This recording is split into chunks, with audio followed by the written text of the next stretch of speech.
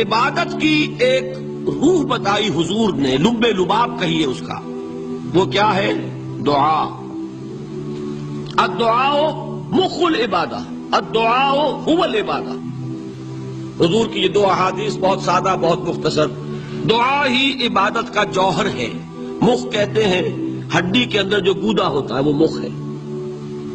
گودا جو ہے عبادت کا وہ کیا ہے؟ دعا۔ توحید فی الدعا کیا ہے؟ صرف اللہ کو پکارا جائے گا۔ اور شرک فی الدعا، جس کو بھی پکاریں گے آپ مدد کے لیے اس کو آپ نے معبود بنایا ہے، کسے باشد۔ یہ مسئلہ سمجھ لیجئے، لا تدعو مع اللہ احدا، اللہ کے ساتھ کسی کو مت پکارو۔ حضور نے فرمایا کہ جوتی کا تسمہ بھی مانگنا ہو تو اللہ سے مانگو۔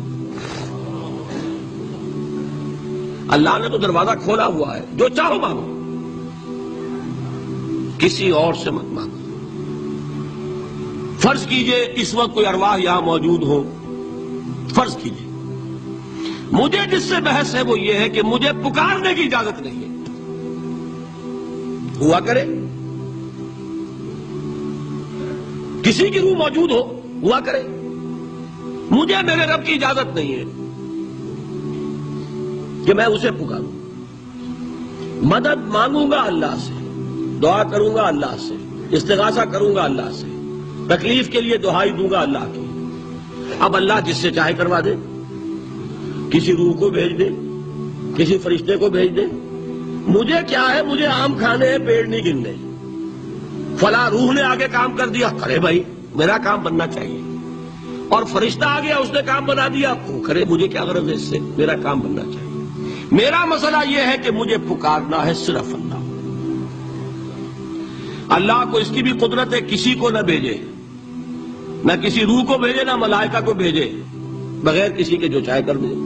اللہ کا مرضی ہے، وہ چاہے کسی روح کو بھیج دے، کسی فرشتے کو بھیج دے، مجھے اس سے غرض ہی کوئی نہیں۔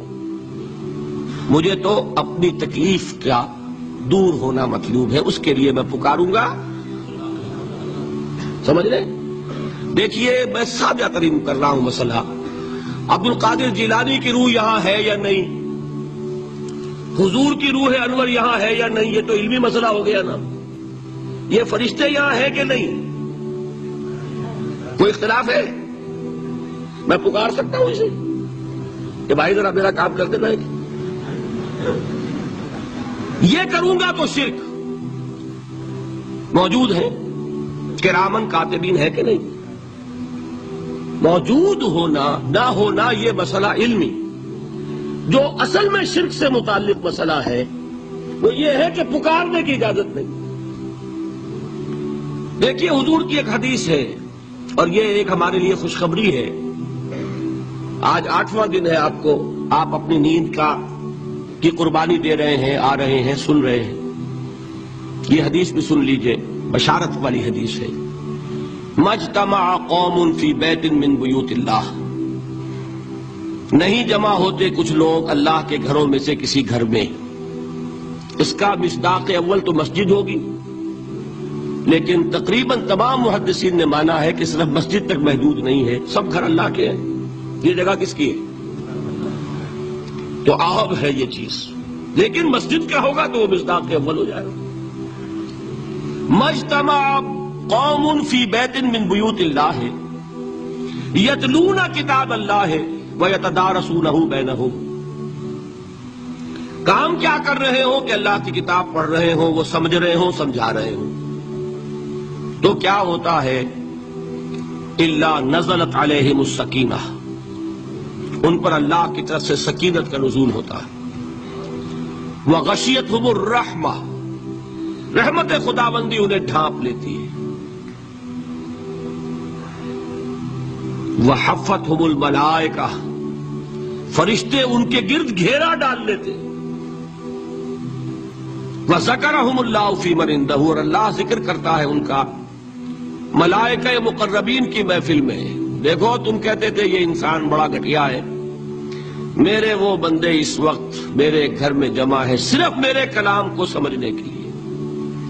اللہ فخر کرتا ہے، اس میں ذکر کرتا ہے اللہ اس محفل میں فی من عنده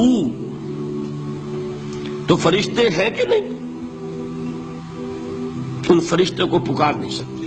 اگر آپ نے یا جبرائیل میرا یہ کام کروا دو، تکلیف میری رفع کر دو کہا اور شرک ہوا، یا میکائیل اور یا اسرافیل۔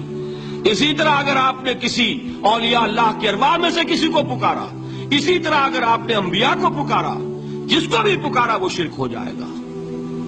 پکارنے کی اجازت نہیں ہے، پکارو صرف اللہ کو، اللہ جس کے ذریعے سے آپ کا کام کرائے اس کا اختیار ہے۔ ندا لغیر اللہ، اللہ کے سوا کسی اور سے دعا، کسی اور سے استغاثہ، استدعاء، استمداد، یہ استعانت، یہ ہے اصل میں شرک۔